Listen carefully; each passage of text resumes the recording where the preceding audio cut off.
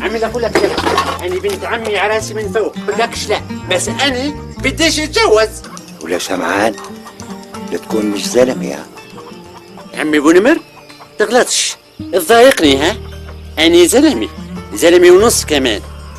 بس هذا العرس بدهوش تكاليف ومصاري، فستان العرس بكفي، هذا من غير ما نحسب لك العزيمي، حبال الزيني، ذهب ما ذهب، كندرة وقليشين، شو اسع يا ربي؟ هذا مش حقه مصاري؟ هذه العروس بدهاش تاكل وتشرب لما تصير جواتي؟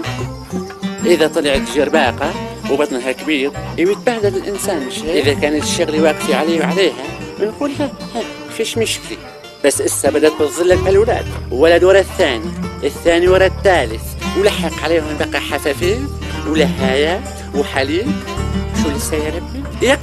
ياكل مدارس وجامعات. أنا قصيلي ها، لا بالله حتى بحلق شواربي إن كنت زلمة يا سمحان، بالله العظيم أنت مش زلمة. عمي ابو نمر سمحة منك، تغلطش معي بالضايق، أنا زلمي ومكسر كمان.